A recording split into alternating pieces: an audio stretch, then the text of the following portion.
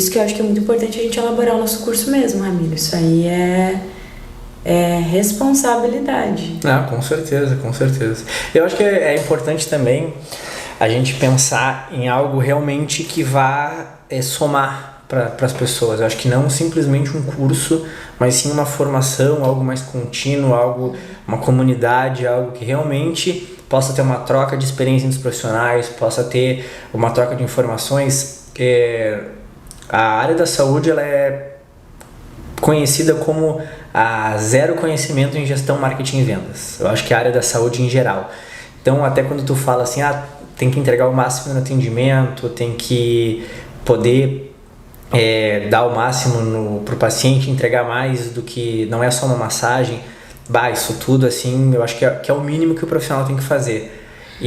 Mas a gente precisa focar também muito na parte de como divulgar o trabalho do profissional, como o profissional se vender. Tem muita gente que tem vergonha de se vender, acha que, não, mas eu vou ficar vendendo. É aquela coisa, vender sem vender. Uhum. Então ensinar o profissional a como empreender, como abrir um negócio, quanto que ele tem que economizar por mês, como que ele abre uma MEI, como que ele organiza o Instagram, como que ele posta conteúdo, como que ele atende o cliente. Como faz a gestão financeira. Como faz a gestão financeira, não é tipo, ganho tudo, pago as contas que sobra o gasto.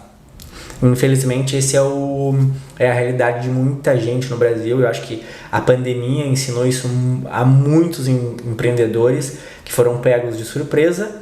Quando chega uma pandemia, o pessoal não tem um fluxo de caixa saudável, não tem uma reserva financeira, academia fechada, aluno cancelando, aluno não pagando, só que o aluguel, a água, os professores têm que receber. Então, muitas academias, muitos estúdios, muitos profissionais tiveram que fechar o seu negócio por má gestão, por não ter se programado, por não ter talvez uma educação financeira que hoje eu vejo que é importantíssima para o profissional da saúde, óbvio, para todos os profissionais, mas eu falo profissional da saúde que é o que a gente lida diariamente. É o que a gente está mais habituado também e é onde a galera mais tende a empreender. E o que é o empreender? É totalmente liberdade, mas você tem que ter muita responsabilidade. Então, se hoje a gente fosse montar um curso, por exemplo, a parte em si da técnica manual, ela ia ficar lá no final do curso. Porque antes vem um caminhão de coisas que são muito mais essenciais, tudo isso que tu disse, perfeito. E é o que mais forma a capacidade e a autoconfiança daquele profissional. Porque o que a galera tem medo de, por exemplo, trazer um conteúdo na internet? O medo da rejeição e o medo dela ser taxada como tola. Então, isso limita as pessoas. Sim. Eu vi um estudo que as pessoas têm mais medo de passar por uma crise de saúde e financeira do que falar em público ou para grandes pessoas, grandes multidões e, enfim, falar com as pessoas de forma geral. E isso exige um olhar sobre isso, sabe? Por quê? Né? Por que tu tem vergonha? A pessoa não se sente suficiente. Essa é a verdade. Ela não se sente, talvez, preparada, talvez ela não sente que 10 anos que ela estudou da vida dela possa transmitir uma mensagem com o conteúdo que ela tem. Como eu trabalho diretamente com os profissionais, com mentorias, a maioria me relata isso. Eu estou há 3 semanas com uma mentorada, que ela é muito boa, ela é mestre, ela trabalha com fisioterapia dermatofuncional, ela aplica diversas técnicas, ela tem quase 15 mil seguidores, ela está pronta, só falta produzir o conteúdo e ela não consegue, ela trava. Então hoje a gente está produzindo 100% conteúdos que ela não aparece. Que é uma opção que também facilita muito, né? Exatamente. E só que aí é o que eu falei pra ela tá num momento que ela não aparece. Só que ela precisa aparecer para se tornar autoridade, pro pessoal ver ela falando as coisas, ver que é o rosto dela com aquela voz falando que a água é boa pra saúde, o porquê que a água é boa pra saúde. Perfeito. E não simplesmente ver ela. Isso é um processo. Só que aí a gente tem uma pessoa super qualificada, que tem autoridade, que tem informação, que tem experiência profissional, que ela atende diariamente e não consegue botar aquilo num vídeo porque tem, às vezes, medo, fica pensando, o que vão falar, alguém vai me criticar. Então, tem muitas vezes que isso acontece. Teve um outro caso, que era exatamente esse caso. O que a gente fez? Ficou praticamente 3 semanas postando com os comentários desativados. Ninguém podia comentar. Mas aí ela postou. Sim. Porque o medo é a receptividade negativa de alguém. Alguém fala que ela tá falando besteira. Entendi. E como é que ela se sentiu depois dessa situação? Não, essa é outra, mas aí depois foi tranquilo. Mas no mais é isso, acho que as pessoas elas têm muito medo ainda de se expor, mas tem pessoas que sabem muito e têm medo de se expor, isso é o pior.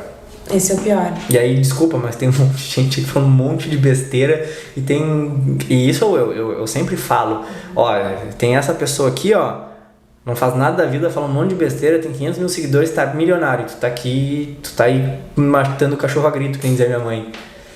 Tá lutando pra conseguir pagar as contas. Porque tem vergonha? O problema do digital é que tem muita gente que é especialista em digital. Sim. Mas isso não necessariamente torna ela especialista em algo. Então, hoje, por exemplo, se tu abrir meu Instagram, ele tá completamente parado, completamente morto. Por quê? Porque eu acredito que antes de eu trabalhar o meu marketing, eu preciso trabalhar o meu êxito. Sim. O êxito, ele precisa obrigatoriamente estar antes. Como é que eu vou vender algo que eu não sou? Então, o fato de estar trabalhando em cima dessa construção já está no processo. Não precisa se autocobrar muito também de tu tem que postar toda semana no Reels. Calma, vai no teu tempo também, se sinta preparado para isso. Sim, com certeza. Mas o mais importante, Ramiro, é a pessoa ter aonde ela se sentir assessorada. Exatamente. Porque se ela tiver um Ramiro para fazer uma pergunta, Ramiro, é melhor liberar a lombar assim ou assado? Não, vai assim. Ela vai fazer um vídeo liberando a lombar, como tu ensinou. Então, isso eu acho muito bonito. Tirei um pouco essa coisa da cabeça de tu tem. Calma, cada um tá vivendo. Tá no seu tempo. Tá no seu tempo, cada um tá no seu flow. Mas a gente tem que aceitar o marketing digital. Sim. Isso é algo que a gente precisa se adaptar, né? E essa liberdade, tu pode estar trabalhando aqui, tu pode estar trabalhando lá. Pode estar na beira da praia, escritório na praia.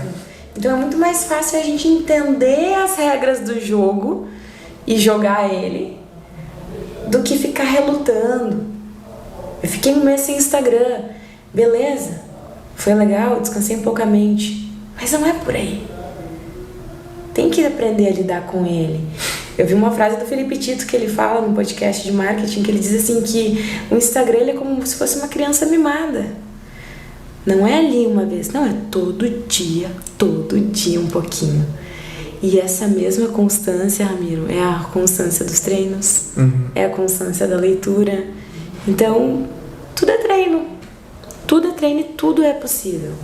Mas é um desafio pessoal gigantesco. O profissional que estava acostumado a estar ali atendendo, fazendo aquele atendimento com uma pessoa que outra, do que tá fazendo aí uma live, olha, na palestra, quantas pessoas tinham lá que tu fez? Sim.